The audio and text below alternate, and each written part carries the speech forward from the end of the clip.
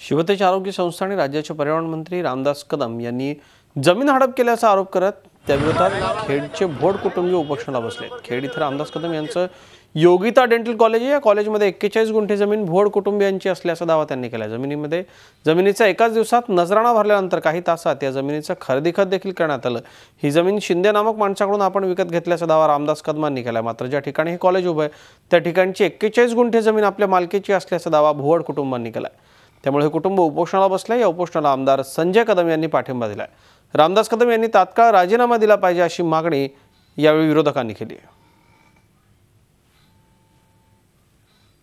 केलं संबंधित भूमी अभिलेखला हे मंत्र्याच्या दाबामुळे ते झालं आणि मग जे सर्वे नंबर केले ते रद्द पण करतात तेच हे काय कोण करत शेतकरी करत नाहीत। पण शेतकऱ्याची एवढी घोर फसवणूक करायची आणि संस्था उभ्या करायच्या, त्या संस्थेला सरकारचं अनुदान लाटायचं आणि वर्ण शेतकरी त्याच्यामध्ये उपोषणाला बसला सांगायचं मी 10 कोटीचा दावा घालतो।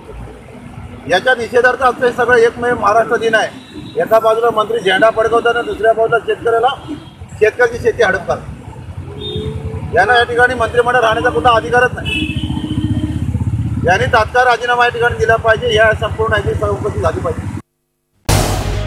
झी 24 तास रहा एक पाऊल पुढे।